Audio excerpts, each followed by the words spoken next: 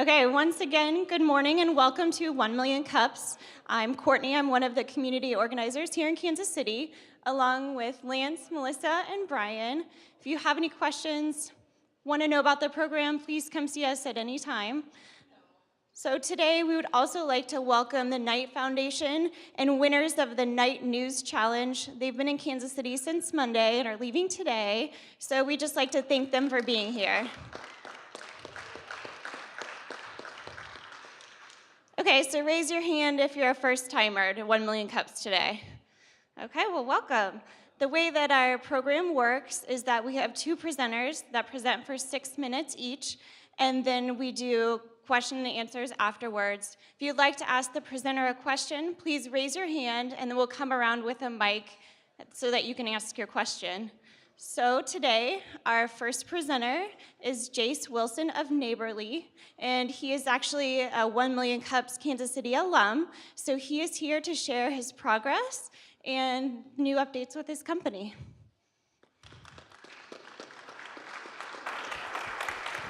Thank you. Hello? Do we want to join the internet here? Show the certificate? No, thank you.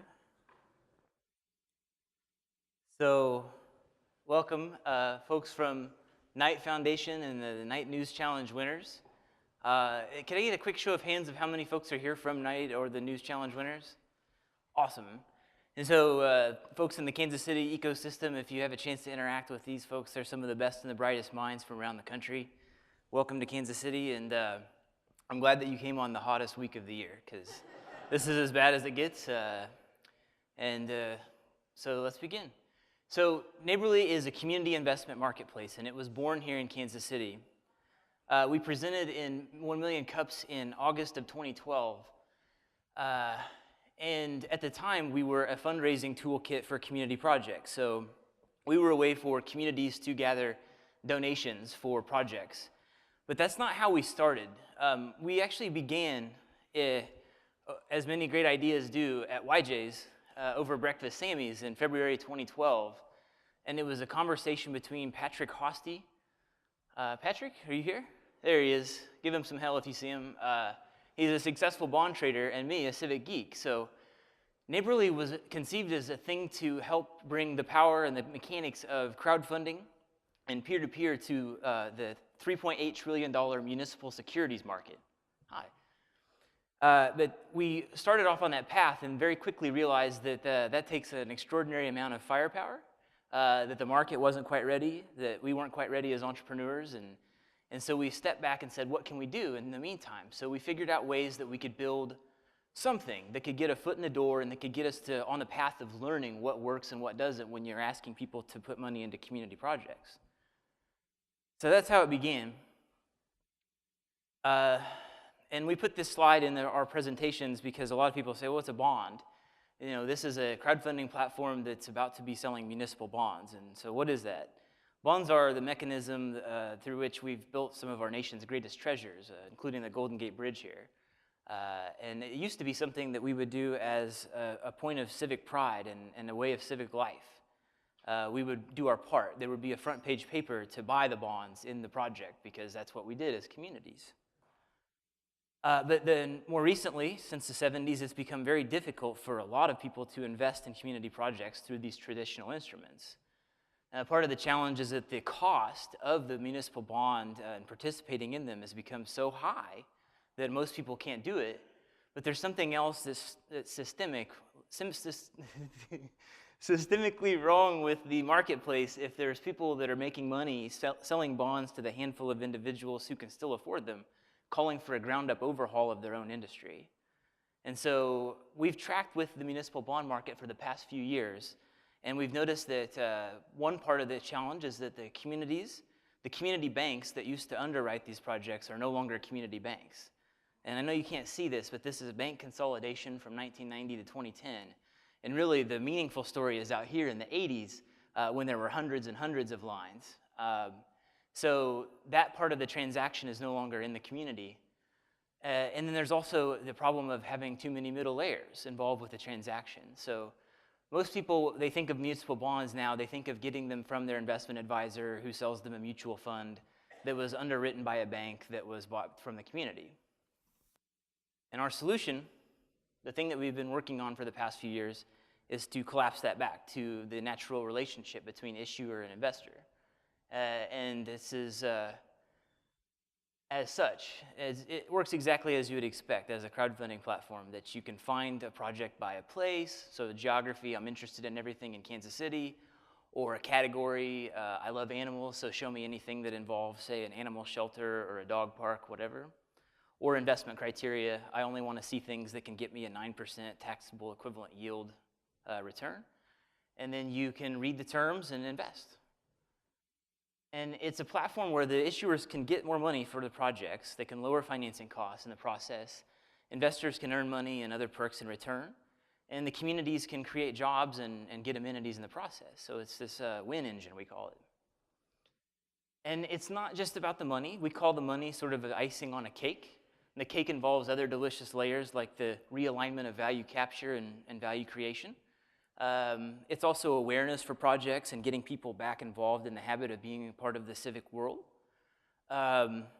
Creating investor psychology, that's that psychology of ownership, that you're more inclined to use an asset if you invest in it. And then it's also capacity building for the community. And do we want to join the internet? I don't think we do. So I'm going to go ahead and turn you off. Thank you. Appreciate you being persistent there, Kaufman Network. It's not a new idea. It's in fact how we used to do things. So, prior to the 70s and book entry, especially in the early 1900s, we would go to the courthouse steps if we wanted to build something like a ballpark, and we would bust out our checkbooks as a way to get tax-exempt income, also a way to do our part of the civic life. But more recently, what we're doing has been labeled under this new buzz term, finance technology or fintech. So we lovingly embrace that term, I guess. But the reason we're so excited about it is the relative magnitude of the opportunity. Everybody is familiar, I think, with the 2012 Jobs Act that was signed in 2012 that allows equity crowdfunding into companies, which is amazing. And that year, the total pre-IPO equity raised by all U.S. firms combined was $30 billion, which is an extraordinary potential market for equity crowdfunding. But that same year, our local governments raised $400 billion through municipal instruments. So we're talking about a market opportunity that's an order of magnitude larger than equity crowdfunding. And in the process, they paid $12 billion in fees. That's just on the sell side. That's just on the side of the transaction of the municipality. So there's a lot of room for improvement here. To put this into perspective relative to other debt markets that we're seeing massive activity, we're seeing a lot of technology company disruptions in these other sectors, like payday lending at $22 billion, all the way up to consumer lending at $420 billion. We see municipal lending at $400 billion, so it's near the top.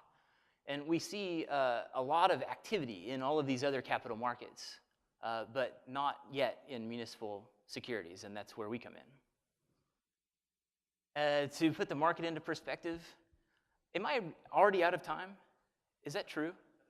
Okay, yeah, because it says 0. There's a lot of issuers, they do a lot of deals every day, and people buy a lot of bonds every day. To put that into perspective, the $100 billion a year from people, that's, people buy more bonds every week than Kickstarter has raised in its entire history. And that's our 3-year revenue projections as a result. So it's looking really good. This is boring. I'll skip that. The competition exists, but they suck. They're built by banks, and they're for expert investors, and you have to be like a multi-bajillionaire to participate. Will this work? We don't know, but we think so, because Denver 3 weeks ago issued this mini bond experiment and raised $12 million in 1 hour. Through this type of mechanism. Not through us, but we're basically that in a box for issuers. And this is much more important than the issuance itself. This is a conversation that's happening between folks in various cities, somebody posting that to their Facebook, and then Eric Bunch of Kansas City's Bike Walk KC is saying, yeah, that could pay for this much cycle track. So it's showing that people can see the connection between financing of a project and actual implementation of a project, and that's exactly what we hope to do, is enabling the Bike Walk KCs of the world to do things that make cities better. We're open all the way, open source if you want to fork us on GitHub and copy and paste and repeat what we're doing, and that's fine. Contribute to it, we'd love you. We're working on an open data layer to this, thanks to the Sunlight Foundation, and we are committed to being an open company. I encourage you to check out that movement, it's amazing. We're not starting from zero. We've had some great traction over the years as a crowdfunding platform for donations for projects in the civic realm. Amazing partners along the way, including Knight Foundation. Thank you again, awesome. Points of Light Foundation, and also Tummel. And this is new, this is an announcement. We were specially accepted with a late no application to 500 startups. So we'll be, yeah, thank you, yeah. So that's Kansas City pride that we just kind of walked in thanks to our wonderful advisor, Lisa Mitchell, who introduced us to them to go and talk to them about something I can't talk about in this room due to current laws. But they said instead, hey, they stopped us halfway through this presentation and said, will you come and join us, please? And they made us an offer we can't refuse, so. We've been talked about and written about in some cool places. We even won earlier this year the Global Technology Symposium, beating 8 other companies from 7 different countries in Silicon Valley. So we took that as a clear indicator that this is an idea whose time has come. And so this Million Cups, the most special part of it, I think, is like the entrepreneurial journey. So we like to talk about our wins, right? Like, you know, thanks to Knight Foundation, seriously, thank you. We were able to sort of grow this thing into something that could go nationwide. We got some funding from CIVIC and Tummel, and now 500 startups, and this thing that we can't announce and we can't talk about it in this room until next month. But, you know, Million Cups to me has always been about sort of like also behind the scenes, and so we'd like to also show that, you know, this hasn't been like an easy process, right? This has been something that's taken an incredible amount of commitment from the Neighborly team. Can I get a show of hands? Is anybody here with the Neighborly team? Raise your hands. There they are. They're in the back. Ew.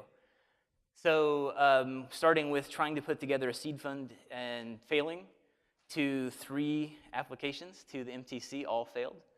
And Pipeline rejected us, and then a local lead in something I can't talk about declined us. So these things we wear with just as much pride as our wins. But I do want to show something, and this is, if you know me, you know I absolutely am in love, head over heels with Kansas City, and want to do everything I can to make it a better place. I just want to point out that our losses have concentrated in Kansas City, and also I put some X's over St. Louis because that's really where MTC would want you to be as a company, but this is kind of striking, right? Like our victories are sort of coastal, and it's not a critique of what we're doing here yet, and it's not you know, saying, hey, let's all go to the coast, because that's not the solution. But it is something that when we ask this final question of Million Cups, how can you help?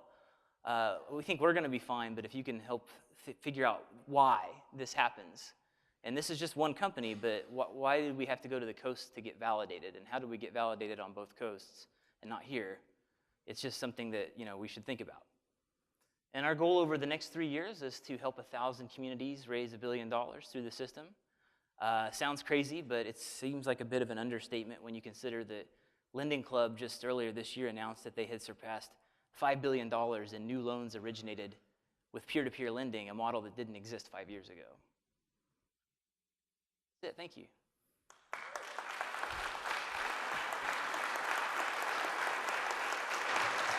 Thank you, Mr. Marcus. Thank you, Jace. Hey, I know we have a lot of people standing around. If you have an empty seat next to you, will you raise your hand so we can see where... You guys are welcome to come grab a seat. And we're going to start taking questions now. Okay.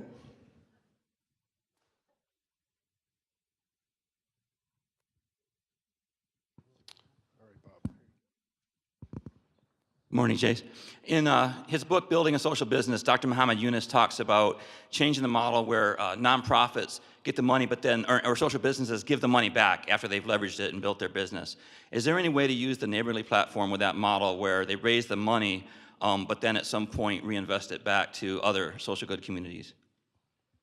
Yes, that's an excellent question. In fact, one of the exciting new financing territories that we're hoping to become a pioneer and a platform for is the world of social impact bonds. And so this is this new thing that takes the idea of a bond with the payback mechanism that you're buying something that has a future value that will return value to you over time.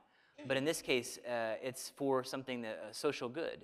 So it's to fund, in particular, a social program.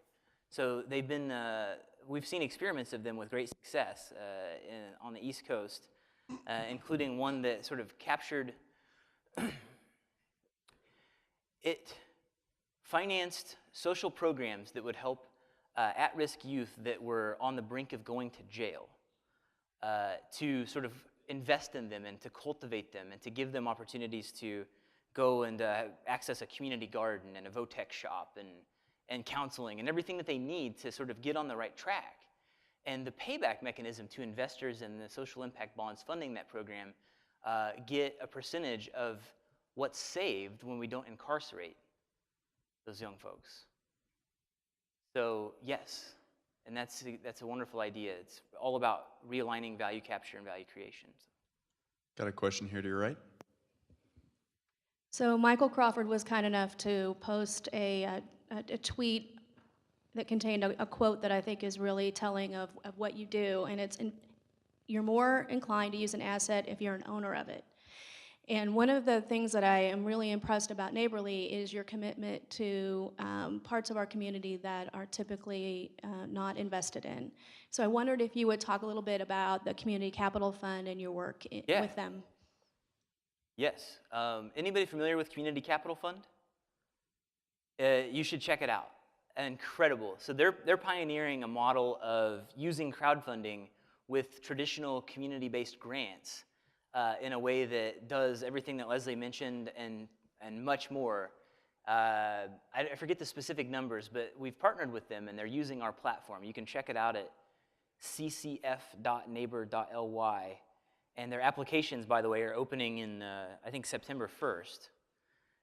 And they will they're not going to give you a grant. Like, they're going to put in up to $20,000 on a project, but they're not going to just give it to you. They're going to give you the tools, Neighborly, to go and crowdfund the first, Sean, help me out here. What are the numbers on that? On CCF. He was back there not paying attention to I don't know, you check it out, but they will match it. So they'll put in like $4 for every $1 you raise or something like this. And there's a bonus if you can meet your goal. So it's not giving you fish, it's teaching you to fish and then giving you some extra fish as like a bonus fish. So. Yeah, okay. So you're crowdfunding to, yeah. And the projects that have run so far have all exceeded their goals, so it's working. Okay, question up front for you. Hey, Jace, thanks for coming back. Thank you for having me. I know you're also a great kind of financing expert in terms of social good, or at least as close as we have here in KC. So have you heard of the L3C tax designation, and do you think there's any application in this kind of field for that? Can you maybe explain that a little bit? I believe John Tyler here, Kaufman In-House Counsel, is one of the pioneers of the L3C model. And it seems like if it takes off, it could become something like what we've seen with the Benefit Corporation. And I'm not familiar enough with the pros and cons of each to know, but when he described it a few years ago, it sounded incredible. But we do see a lot more companies emerging that want to do well for themselves by doing good for others, and that takes a realignment of the traditional shareholder agreement, right? That we're not just in it for profit. That's not the end goal. That is sort of like a side effect of the social mission. We got a question way to your right in the corner. Hey, Jace, how you doing? Wonderful. Are we doing coffee later this afternoon? Yeah, we are. Awesome. Yes. But a more general question before that. So municipal bond area, pretty low yields comparatively to cash advance, things like that. Is the first play to kind of make some money and make some efficiencies in automation? And then what's the plan in actually changing the proposition of the municipal bond? So kind of what's the roadmap there? You want the secret sauce, is what you're asking. Yeah, or at least hints of the magic that's coming. We'll get into specifics later, but you mentioned what was it? Cash forward? Well, so you showed pots of money, cash advance loans, and so you have subprime, prime, and then kind of the yield of the municipal bond, and the bigger pools have much lower yields. And so the money available to make a profit or at least take a fee is lower per item. Yeah. So you get some efficiencies in automation, but then there's other things I imagine you're thinking about in deriving value and giving it to society. Yeah, that's an awesome question. So we can talk your ear off and put you to sleep with all the boring details later, but his point is valid. Municipal bonds historically carry a comparatively low return at face value. But they're also, most times, the income that's derived from them is tax exempt. So we don't talk about the yield itself, we talk about a proxy for the true yield, which is the tax equivalence yield. And when you factor in a household tax bracket, then all of a sudden there's a booster to the base yield. And if you look at what happened with, say, the Denver mini bonds, I think they were at, Patrick, 4.89, something like this? Yeah, 4.89 base yield, which could be 7 or 8% tax equivalence yield, which is, it's not like stellar. You're not going to write home and say, oh, I just made 7% this year, wow. But it's stable. It's referred to as like sleep well money. And it's money that's doing constructive things instead of money that, like in a cash advance scenario, is extractive in nature. So the efficiencies we'll talk about over coffee. Jace, I've got a question to your right. Can you take us through a success story, somebody who used your platform to crowdfund a civic project? Oh yeah, so a lot of the good ones to look at are through a community capital fund. A recent example that is sort of near and dear that I think Leslie was touching on is the 31st and Troost, the Digital Reconciliation Project. And bear in mind, this is the donation-based project, so this is what we've been doing for the past 2 years. This is not a municipal bond project, but they were able to raise a really good amount of money to bring high-speed, low-cost broadband to a group of folks in that community and put together a community resource that helps give people access not only to machines that they can use to access the internet, but also knowledge of how you use those machines. So projects like that, especially through Connecting for Good, this incredible connectivity organization here in KC, that's why we do this. Question to your left. Hi there, Jace. My name is Bill Johnson. How can we help you? Thank you, Bill. I feel like we're going to be fine, right? I think we're on this like sort of rocket ship thing, like where we've been building it and it's about to take off, and we're seeing it where it's sort of hovering a little bit off the ground. It would be wonderful if everybody that is interested in this new bond opportunity and the ability to earn money for yourself by doing good for communities interests you, that you would sign up for a free account at Neighborly. But the real thing to help, I think, is to go back to that map, the geography of our wins and losses. And we're just one company, but it would be nice if people could think about some of the dynamics that led to that distribution of wins and losses so that we can sort of grow as an ecosystem. Thanks for the question. Got a question here in the middle? Hi, Jace. You're obviously extremely well-versed in financials and things like that, and you present yourself extremely well. Thank you. So thanks for coming. But if we can roll back the clock on what you've done a little bit, for some of the entrepreneurs that are more in the startup phase, you're obviously transitioning from what you had as a successful model, took some of that knowledge, created a new model. What were the steps in terms of, you've been able to get some very interesting funding, and what does it take to get, I'm not familiar with the Knight Foundation for one, and some of the other places. So how do you get tied into that, and what were your steps to get there? Yeah, being a geek. and geeking out on information and being online more hours a day than is probably healthy for a human being. Tapping into my passion, which is helping communities help themselves. And by background, I did a couple of degrees in city planning with minors in real estate and wrote a thesis on using web technologies to enable community engagement. So this has been sort of a passion area, and there have been some incredible organizations throughout the nation that have sort of grown up that apply all of those things, that cross-apply those things. So there's this emerging realm of civic technology, and I think it's best represented by the organization Code for America. Is Code for America in today, anybody? Yeah, so Luke Norris back there, Lisa was an early supporter of Code for America, and Knight Foundation has been a big supporter of Code for America.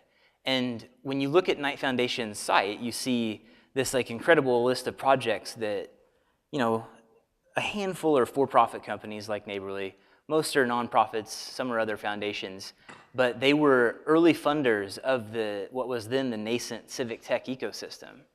And I feel like without Knight and all of the support that they threw at it, in projects across the country, that there probably wouldn't be as much of a civic tech ecosystem as there is today. And so it was sort of, geeking out on the internet, trying to hone in on the signals, and realizing that when Knight Foundation has funded 10 projects that are sort of adjacent, at least, to what we're trying to do, that was sort of the discovery process there. So, is that enough to answer the question?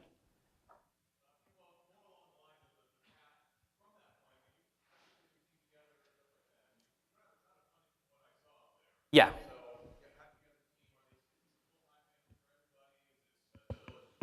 So yeah, there are 3 full-timers right now, 2 part-timers, and then several people that we want to pull in post that last blurred out step that's happening soon. And the vast majority of them are here in Kansas City. Hopefully the vast majority of them are here in this room. And it was sort of relationships and knowing, hey, you do taxes for local governments. Let's talk about this. Holy crap, yeah, this could work. What are you doing in the next 2 years? You want to maybe join a startup? Yeah, sure. It was that kind of process. It was very organic, very fluid. And we continue to sort of grow as a team, both as individuals and adding people. So I don't have that answer completely written yet, but check back in a year. I want to thank you for the great presentation. Yeah. And right before we let you go, what else can we as a community do for you? Think about that map. Think about the map. Thank you. Thank you. Thank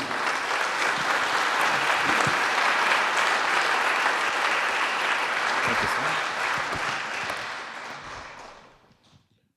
All right. We do have seats up front, so anybody who wants to grab a seat, come on up front during announcements. Once again, if you do have an empty seat next to you, if you would raise your hand. We do have plenty of seats. It's real crowded in the back. It's hard for people to hear if you're back there. So come on up. We've got a few quick announcements. I'd like to introduce Lisa Mitchell. She has an important announcement. Come on up, Lisa. Well, I hope my tweet's going to make my announcement, but I must be lost in a line. So, as Jay said this morning, one of the opportunities that we have in Kansas City is to bring more investors through here. And as many of you know, the Kauffman Foundation partnered with Steve Case to do Startup America Partnership 3 or 4 years ago, whenever it was. Steve was an amazing partner, and one of the things that he learned through the journey of Startup America Partnership is that there are entrepreneurs like Jace and like people in this room all over the country.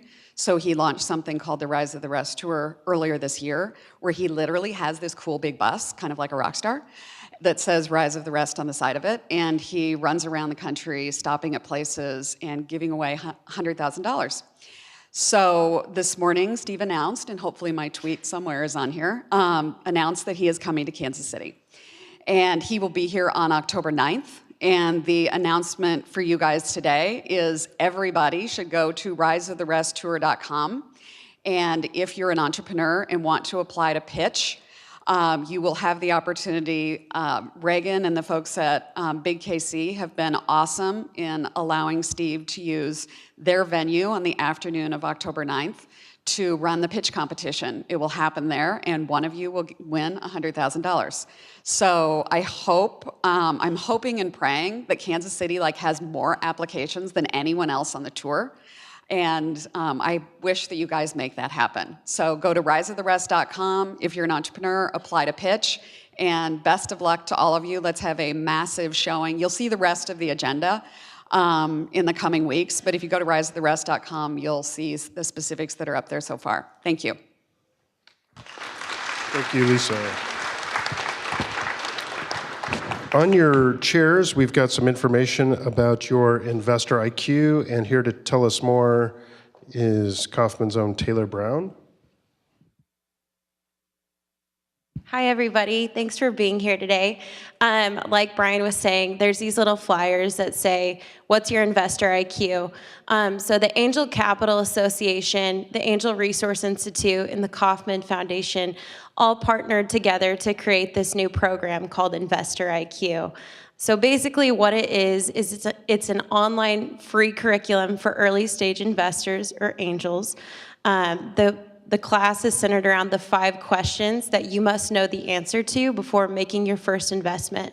So you can actually find the website at investoriq.org and check it out and let us know what you think. Thank you. Thank you, Taylor. All right, we do have an announcement with 1 million cups. We're now in 52 cities, so we'd like to welcome Raleigh, North Carolina. Or that was wrong. We'd like to also welcome Asheville, North Carolina, which is the correct city. 2 different cities. Sorry about that.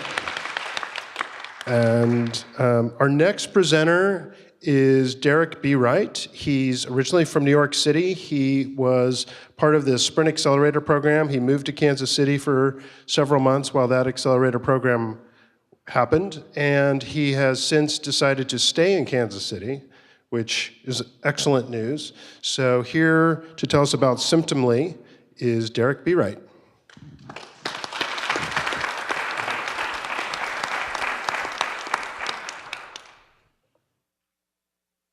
Good morning. My name is Derek B. Wright. I'm the CEO of Symptomly. It's great to see such a huge crowd here. I saw buses out front when I was coming in here. It's great we could bus in an audience. Thanks for having me in this morning. I'm going to tell you a little bit about Symptomly. We're a symptom tracking platform. We provide hospitals and insurance companies the tools to manage their chronic disease patient population. Our first product keeps kids out of the hospital. Imagine it's 2 o'clock in the morning and you're fast asleep and one of your kids runs into your room. Daddy, Daddy, Jackson can't breathe, he can't breathe, Dad. You jump out of bed, run in, and find your son having an asthma attack. You give him a couple pumps from his rescue inhaler, but it's too late. The 2 of you jump in the car and race off to the emergency room. 3 missed work and school days, and $10,000 later, the 2 of you finally come home from the local children's hospital. This is my neighbor Jackson. This is exactly what happened to him 1 year ago. Jackson's been to the hospital 3 times because he can't manage his asthma. The system is broken. The system is broken, and there's 7.1 million little Jacksons with pediatric asthma in the United States. According to the CDC, 1 in 5 will go to the ER or the hospital this year. The saddest statistic is that up to 40% of these little Jacksons will go back to the hospital because they can't manage their symptoms. Care coordinators who are tasked with monitoring these patients when they leave the hospital are overwhelmed. They have no visibility over their patients after they leave the hospital. They log into their electronic medical records for one reason: to download a list and print their hundreds of recently discharged patients and begin to cold call them. That means Jackson, who's struggling to control his asthma, is behind 582 other kids, and only a handful need to be contacted. Our research partners at the University of Utah and Intermountain's Primary Children's Medical Center in Salt Lake City have been focused on reducing readmissions since 2008. In a $2 million study, they found that by closing the loop between care coordinators and patient symptoms, they were able to reduce readmissions to 2%. That means 98% of kids did not go back to the hospital. Let me say that again. 98% of kids did not go back to the hospital. Based on these results, we built a platform called eAsthma Tracker. let me introduce you to eAsthma Tracker by Symptomly. Once a week, Jackson or his mom log in and take a series of questions based on the asthma control test, the gold standard for measuring asthma symptoms outside of the hospital. These results are scored, and these scores are trended over time. If Jackson's score is low, he receives a notification to contact his pediatrician, and he can contact his pediatrician from directly within the Symptomly app. Jackson receives a notification, his mom and dad receive a notification, but most importantly, his pediatrician, the head of asthma and allergy at Children's Mercy Hospital here in Kansas City, receives a notification. Never before has a pediatrician had visibility over his patients outside of the hospital, where the vast majority of symptoms occur. Dr. Portnoy and his care team can log into the Symptomly dashboard and review Jackson's low score and prioritize their contact to other struggling asthmatics. We rolled out our platform at 8 clinics representing over 100 physicians in Utah during our first year. And they told us it works. It works because it's simple. Get kids in to see a low-cost provider before they end up in a high-cost ER and hospitalization. Asthma is a $3.6 billion spend just on ER, hospitalizations, and readmissions. It's the #1 cost at children's hospitals, and it's the top 5 cost for pediatric insurance. That's why our pipeline is full of organizations looking for clinically validated, research-backed solutions. During Techstars and Sprint Accelerator, we signed Arches Health Plan, a brand new co-op formed under the Affordable Care Act, and began working with Children's Mercy Hospital right here in Kansas City with their asthma and allergy, inpatient, and pulmonology. Medicare is cracking down on readmissions across a variety of chronic illnesses. Up to 2/3 of hospitals last year were penalized for their cardiovascular readmissions. New readmissions or penalties are coming. And the reason they're being penalized is because the vast majority of these readmissions are entirely preventable through medication adherence and symptom tracking. And we're providing both the patient and the insurance companies and hospitals the tools to manage this huge chronic problem. The success of any startup is driven by its team, and we've stacked the deck. My name is Derek Beawright. I'm a graduate of the United States Air Force Academy. I practiced law on Wall Street for 6 years. 2 of those, I represented startups. I moved out west to start my own. I'm joined by Bob Durkin, who sold his first healthcare company to Zoll Medical and has been doing startup healthcare for 20 years.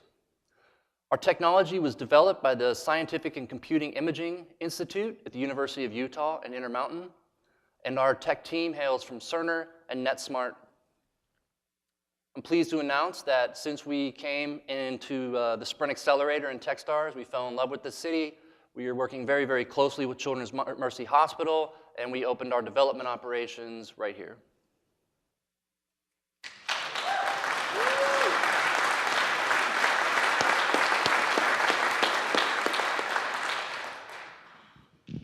Great, thank you.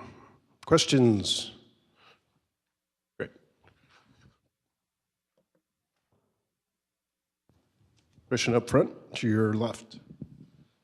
A great presentation. Do you prompt the mom and dad and the patient to check their weekly status, or do you depend upon them doing it on their own? No, absolutely.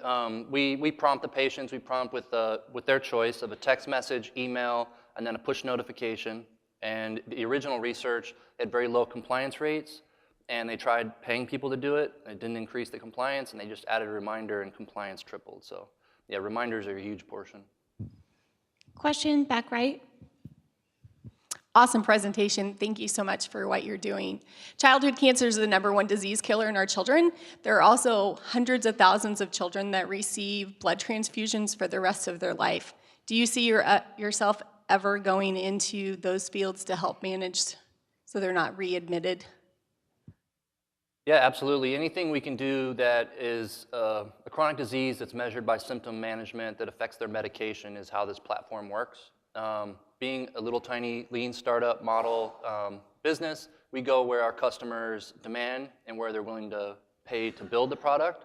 And it's interesting because we have customers asking for COPD, which is emphysema and quote unquote adult asthma. And we have cardiovascular readmission requests. We have now cancer. We have sickle cell. So there's a wide variety. For now, we're very much focused on pediatric asthma. There's 187 children's hospitals. It seems like a lot to hit for the next few months, so we're going to be focused on that for now. But yeah, we definitely want to expand into other chronic disease states. Okay, another question to your right. Very nice presentation and a very important product. We're in a similar field, and I have a question for you that we've encountered when we are approaching the community. And that is the perception amongst the general population would be that physicians might want to know more frequently what their symptom pattern is of their patients. But as you approach the entire community, there is obviously concern. There are various concerns about that. And you having a legal background, I'm sure you're very familiar with that. And so the question is how you address the concerns of, say, hospital administration, whenever their first question to you is, okay, what do we do if our clinicians do not respond to an important notification? And how are you also addressing the issues of basically the number of physicians that, in all honesty, really don't want to be in contact with this data 24/7, especially amongst a pediatric population that doesn't necessarily, or pediatricians that don't have that much coverage? Yeah, it's a great question. As far as litigation, liability, and workflow, so we've built this from the ground up based on being inside of doctors' workflows, not bringing them something new. And it's the equivalent of, we tell them for our insurance purposes and for their workflow and liability purposes, it's the same as if a patient took the paper-based assessment based on their educational materials already handed, called your clinic and left a voicemail. So whatever your workflow is for answering those voicemails is the same equivalent as us sending you a notification that there's a low score alert. As far as the pediatricians that use it, so the major children's hospitals, 90% of kids that go to the ER of the hospital go through the major children's hospital within their urban core. And so these children's hospitals are the ones that are bearing the cost. And I say it's the #1 cost, it's not the #1 revenue. They're reimbursed for a fraction of 1 day, and the average stay is 3.6 days. They're reimbursed for the first small period of observation. The average observation is 2.5 days. So they're eating a huge cost. These are the creme de la creme of pediatricians that are at children's hospitals. They're willing to try new things. I've been self-insured most of my life, so I go to the doctor. There's 2 types of doctors. There's the ones that say, here's your medication and your stitches are done, and if it gets red or there's some sort of problem, here's my card, here's my cell phone number, call me. And then there's the doctors that say, if you have a problem, call the front desk. And so I always pick the first one, and those are the pediatricians we're looking for. And finally, I have computer stickers and business cards. And if you have a pediatrician that's forward-thinking for you or your kid or your neighbor, and you think that they'd be interested in trying this platform at their practice entirely for free, give them a sticker and put them in contact with us. We're looking to enroll local pediatric clinics outside of the hospital environment as well. Derek, I got a question here in the center. Echoing the excellent presentation, it's obviously something that you're passionate about. This is part of a new trend in general about trying to reduce healthcare costs, which is a big piece of this. So something like this obviously is going to be scalable to other areas. But the question I have for you is, what is the barrier to entry for other companies coming in? Because it's a simplistic idea in a way. Obviously, execution was well thought out. But what keeps other people from coming in and doing the same thing, undercutting and things like that?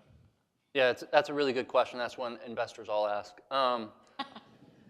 You know, there are very few original ideas. There's very few barriers to entry in reality. And at the end of the day, if there's anything I've learned about startups, it's all about your network, your connections, your sales, your team, and your hustle. And we've taken, before I address the barriers of entry, we've taken an extremely simple product. We've taken a paper-based card and put it into an app and built a pretty sophisticated database. But we went out and we pre-sold to 5 major children's hospitals and 3 insurance companies. So we proved the demand. But at the end of the day, we're a patient engagement company. So the thing that's gonna set us apart is getting the patients to use it.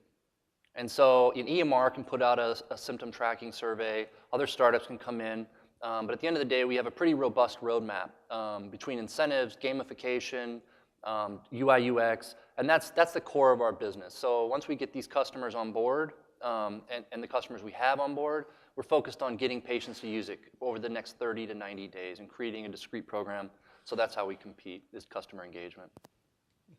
Got a question here to your right.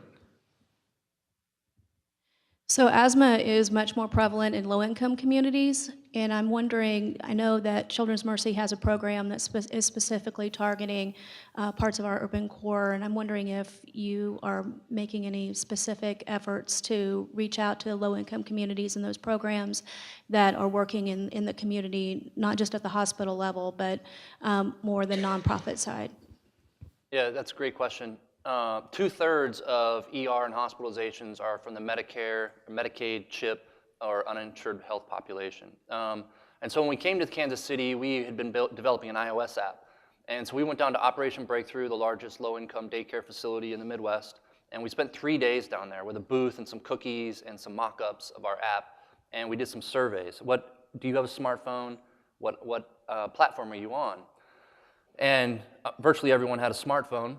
And tragically, 1 in 10 kids has asthma. In the African American population, it's 20%.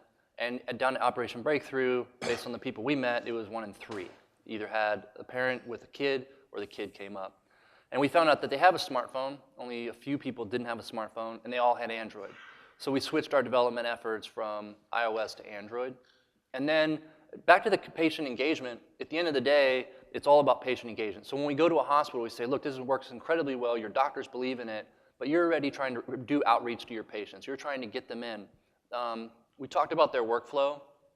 So why is it that I'm a low-income minority father of a family? Why do I keep going to the ER or the hospital? And the biggest reason is the ER is convenient, right? I don't have to miss work, right? And I go exactly when there's a problem.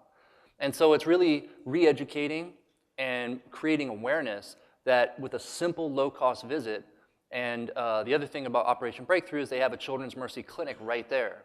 So keep these kids in the loop and get them in to see the visit without their parents having to be there, with being there during the day.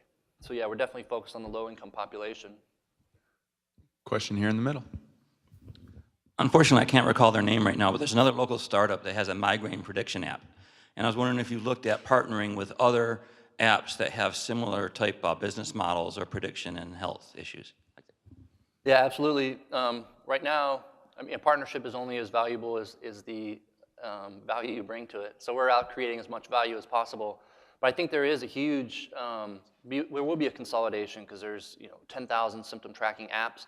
We're the ones with the dashboard at the enterprise level. And so there's certainly an ability to partner. So we can say, we have the pediatric asthma platform. We can push your product for migraines, and we can, vice versa. There's also the ability to incorporate devices onto our platform.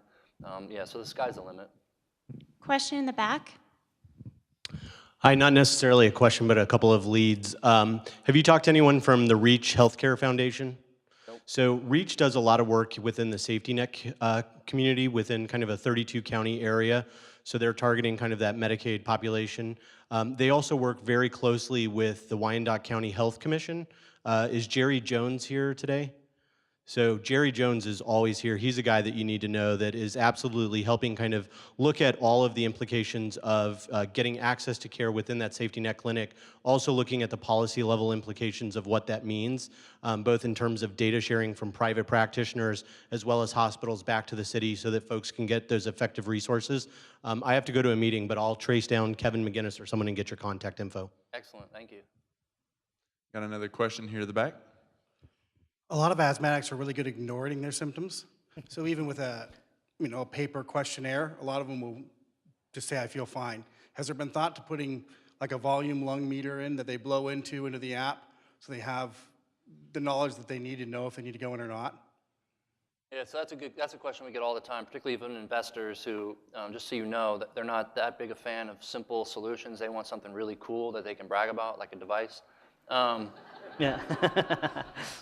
So that's a great question, and it comes back to healthcare in general. So the majority of patients don't even fill their inhaler, and so an even smaller percentage are going to have their peak flow meter. Our researchers have been focused, like I said, for 8 years on this, and they found that peak flow is a poor indicator of symptoms outside the hospital. And spirometry is a measure of if whether you have asthma or not.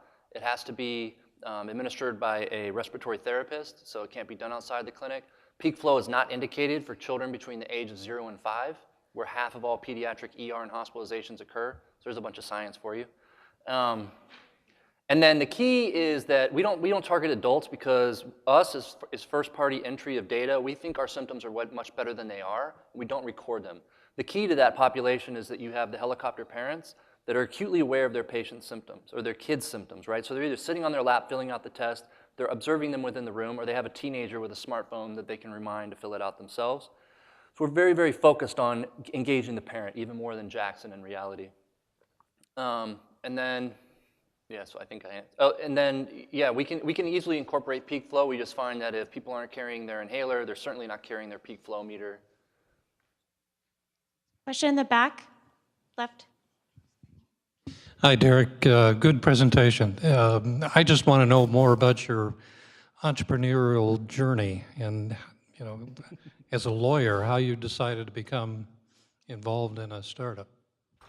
Yeah, so I had always wanted to go to law school ever since I was little because I love law and order, and I wanted to do criminal law. And so I served in the Air Force for 5 years. I did pre-law at the Air Force Academy. Just got out as soon as I could to go to law school. And then when I got to law school, I went to University of Chicago, and they just don't encourage you to go into criminal law. It's low pay. They want you to do corporate law, so I chased the money shamelessly. And so I went to Wall Street, and I did structured finance and derivatives. I personally collapsed the economy. I had no idea what I was doing. And apparently no one else did. And then I was back on the street, so all the credit derivatives lawyers and restructuring lawyers were out on the street, so I went and started my own law firm. And I hung out a shingle. I had half of a cubicle in a little tiny office in Manhattan, but I was living the dream. I took whatever came in the door, I took whatever cases came in the door, and it was my first touch of entrepreneurship and really the alchemy of entrepreneurship. And it's taking absolutely nothing and creating something. I remember when I cashed my first paycheck, I just looked at it, not paycheck, my first check from a client. I just looked at it, I was like, this is all mine. I made this, I created this, I pitched these people, I did the work. Of course, the government took their third for all their contributions. But it's incredibly difficult to be an entrepreneur. There's so many challenges. Right now we're raising money, so not asking for money. But so we went out looking for money, and it's incredibly difficult to get in front of people, right? And then you get in front of people and you get super excited, then they say no. All right, so you go back to square one, then you go and get in front of people and they say maybe, and then you're super excited. And then you get in front of people and they say yes. Yes is a whole new stress because there's no such thing as yes, right? Yes is, let me check into this, let me talk to your customers, let me do diligence, and those yes turns into disappearing. And then you can get the super yes. Okay, we really like it, we're gonna invest. And then the stress just keeps continuing.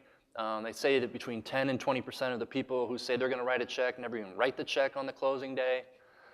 And then even when we left the meeting where we had a large investor that wants to lead our round, it occurred to me, now I got a whole new set of problems. I gotta go to spend whatever money they give me, right? Very judiciously and very, very specific down to the dollar. It's other people's money, right? It's not my money.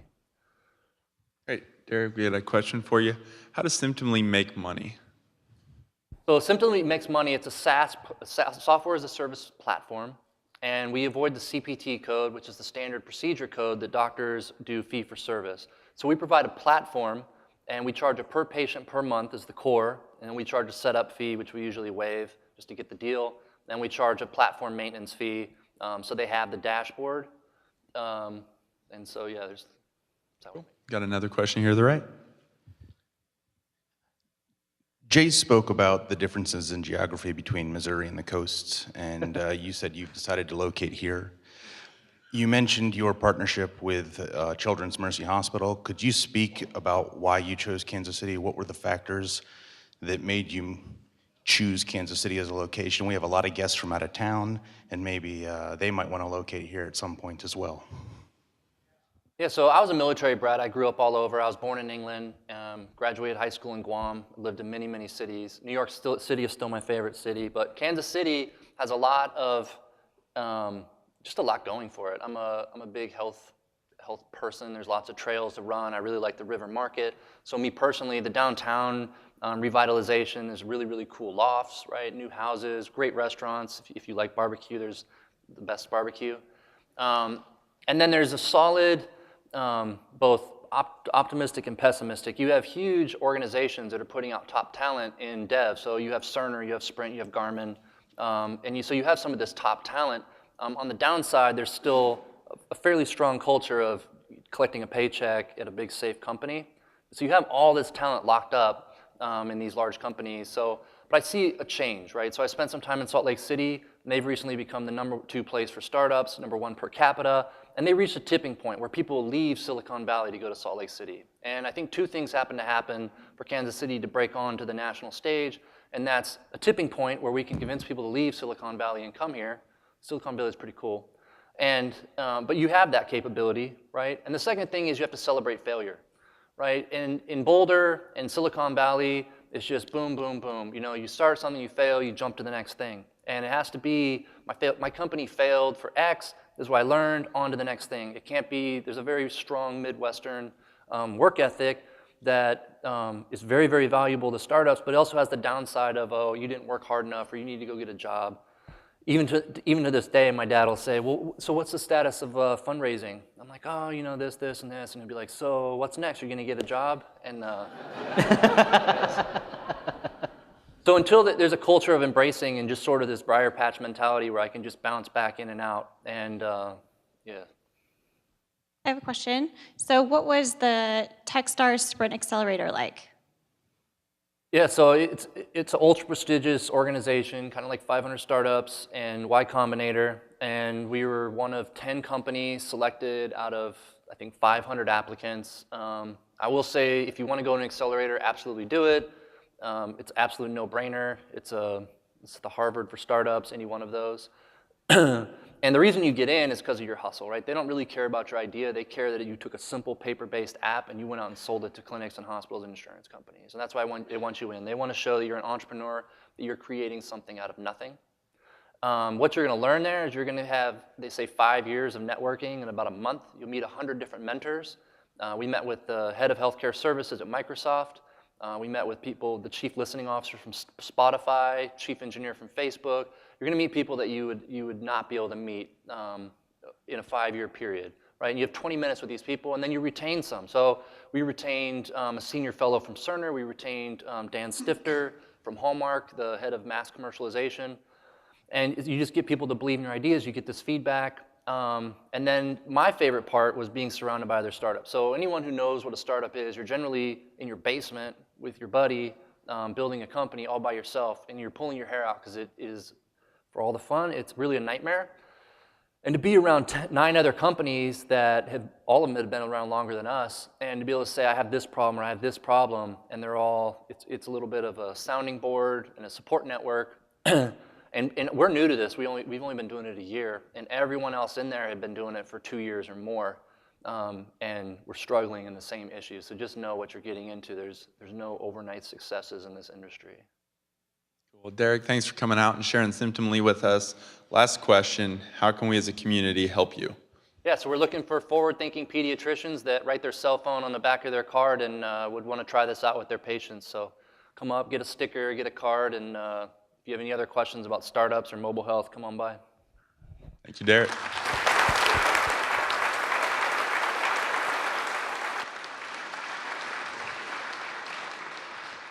All right, that wraps it up for another 1 Million Cups. Same place, same time next week. Hope to see you there.